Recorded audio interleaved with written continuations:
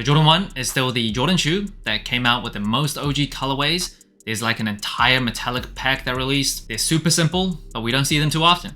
Recently in 2017, we saw the metallic red come back. We saw the metallic navy come back. Neither of them were the 85 cuts. And earlier this year, we saw the metallic navy and a low 85 cut. That was a super nice shoe. And now, after a long delay from the initial release date, we're getting another beauty. Air Jordan 1 85 metallic burgundy.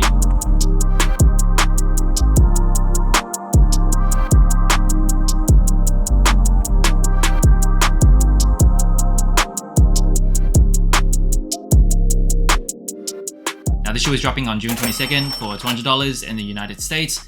Slightly more expensive than a Jordan 1 that's not an 85 cut. And this shoe was supposed to drop in February. Got pushed all the way back, like 4 whole months, which is insane, but it is finally coming. It is just loaded up on sneakers. So definitely keep your eyes out if you're looking forward to this shoe. And this metallic burgundy colorway is coming back retroing for the first time ever.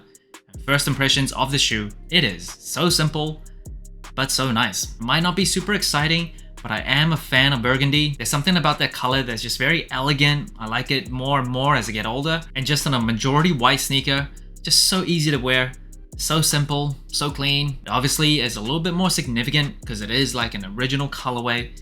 So yeah, just a very nice shoe. Happy to see these come back. Now the only other Jordan 1 High 85 that I currently have with me are the Georgetowns.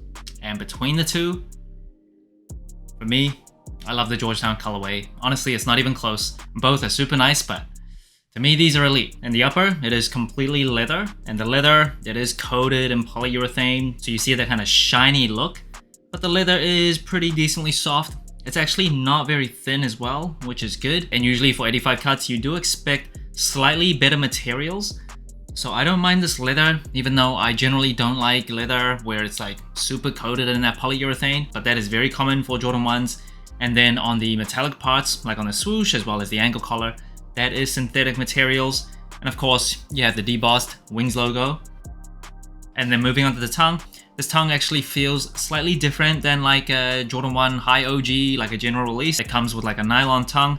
This one feels kind of more like drier material, kind of like canvas with Nike Air branding on the top and just white laces. This shoe does come with one set of extra laces in that burgundy color.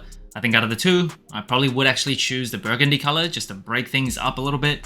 But I think both laces, both sets, look just great on this shoe. And then one cool thing about the ankle collar lining, you'll see that product code with your size printed. You don't usually see that on a general release Jordan 1, so it's special on the 85 cuts. Now there's a few differences between an 85 cut and a general release Jordan 1 High.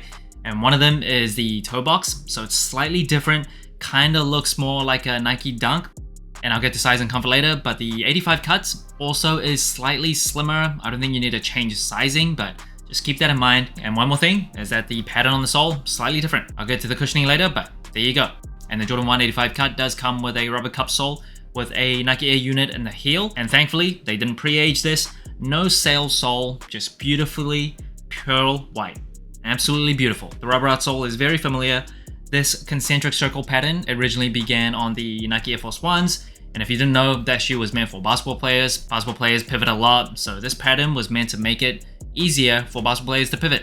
And it made its way onto the Jordan 1s. And just look at that beautiful burgundy on the outsole, contrasted with the white.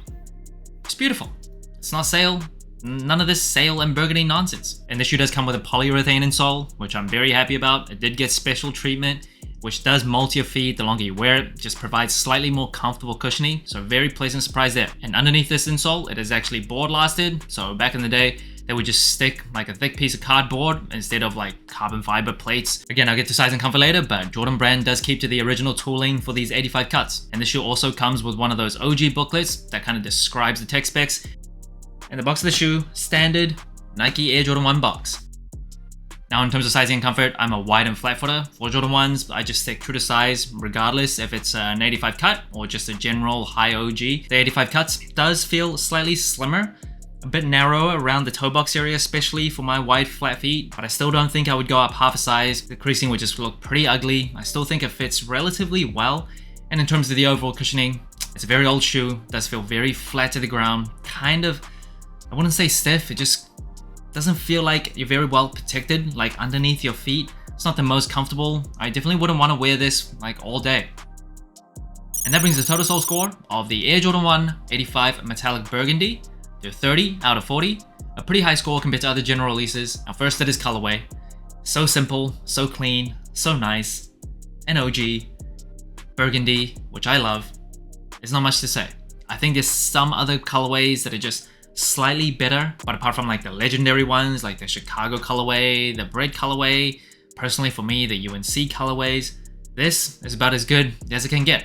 I love the colorway of the shoe. Now in terms of the materials, I think it's decent. It's pretty soft and it's not like super thin cut of leather, which is good. I don't love the polyurethane coating, but that's pretty standard. I just don't love like the kind of shinier, more of a sheen to it that it gives off, but overall pretty decent materials. And in terms of the comfort of the shoe, Jordan 1's definitely not the best. The polyurethane insole does definitely help, but compared to a lot of other Jordan brand shoes, even just like the Jordan 2s, which are pretty comfortable, it's just not the best. Definitely not the best. Super flat, old technology, barely feel any cushioning there. If your number one priority is comfort, these aren't it for you, but I feel like if you're shopping for a Jordan 1, probably not prioritizing comfort. And in terms of the versatility of the shoe, doesn't get any better than this. This is a super wearable shoe, not just in terms of the Jordan 1 shape, but also the colorway.